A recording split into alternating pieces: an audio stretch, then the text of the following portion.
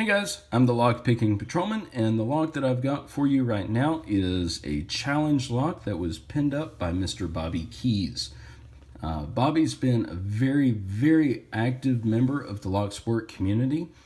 He's made quite a number of challenge locks and sent them out to various people all over the world, and has also provided so many kind comments and advice to everybody in the lock sport community. He's even worked with several other pickers to make collaboration challenge locks. But this challenge lock that he made was sent to me by Squint. We can see on the key tag that he pinned it up 1/1/17. And I had this lock picked open twice before on camera. The first time, the camera decided it was done for the day and quit recording halfway through the gutting. And sorry about that, guys. I'll get you back in frame here. And so that video was no good. The second go around, I got it. It was a rather long video at just over 15 minutes. And apparently it went into the cloud, got lost, the cloud got blown away, and then it rained over cyberspace. So I'm not sure exactly where that video went to. You know, I can work computers when I have to, but otherwise I try to avoid them. Been getting a lot of counter rotation. Had to set 1, 2, I believe 4. Went back and set 3. Just touched, I believe 6. Let's see. Let's go back up here. I think I'm on 2, and we're open. Sweet. That was the fastest open time on camera I've had for this lock. I guess watching Star Wars all weekend while we were trying to get better paid off, because the pick is with me tonight. All right, let's get this guy apart. And it's just got a single Phillips screw on the actuator on the back of the cylinder. Grab that out. This is actually a very fun little lock, Bobby. I love it because it has so much feedback. I love locks with a lot of good feedback in it. Lets you know that you're at least doing something. Let's get a shim in here, because it has been a while since my second video of this lock. And I do remember a little bit of nastiness in here, so I want to make sure I get that shim. And ready, steady, go! Whew. Yay. That was sweet too. Alright, here. Let's get pin 1. We've got a spooled key pin. Pin 2, a serrated key pin. 3 also has a little spool on the top of it. 4, again, another spooled, or I believe torpedo pin. 5 is a standard, and 6 is part of a flying saucer, I believe. Let me get these guys arranged really quickly. And then we'll grab what's in the Bible, bring it out for you. Let's see, I pulled the shim out of here. Let me grab a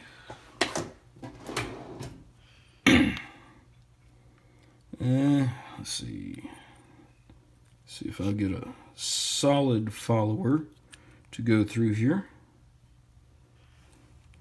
It's easier to pull out the driver pins with a solid follower than it is the hollow one, but I use the hollow one because of the tailpiece on this guy. So let's go for pin 1. Is a very fancy handmade spool. I know Bill Bacardi's talked about Bobby making some handmade spools. Pin 2 is a pin in pin. Sorry about that, guys. And it has a little tiny wafer element. Let me grab the spring out of one.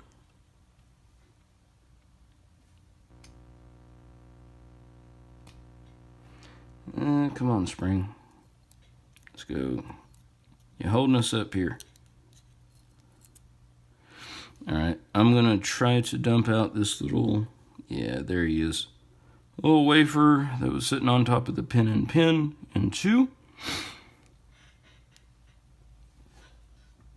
And I'm sorry if this is out of focus. Let's see here, pin 3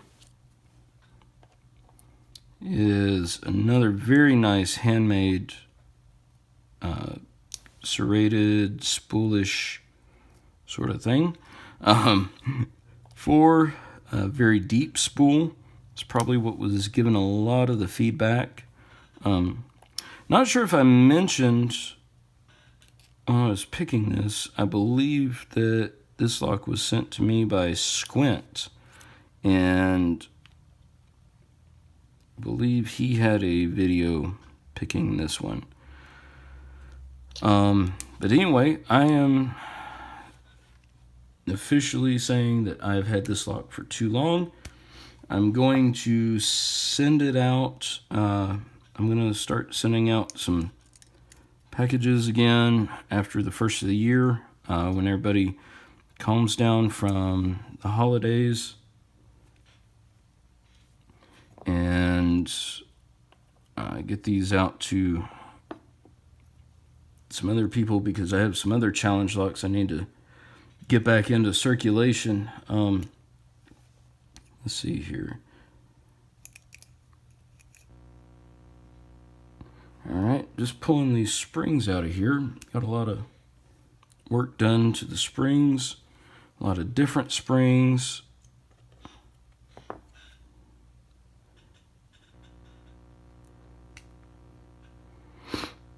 And the last one wanted to jump ship. Okay, so here we've got, I don't believe there's anything done to the core, to the Bible. Nope, don't see anything done in the Bible. Let's look at the plug. I see threading in chambers 1, 2, and 6. Nothing in 3, 4, and 5.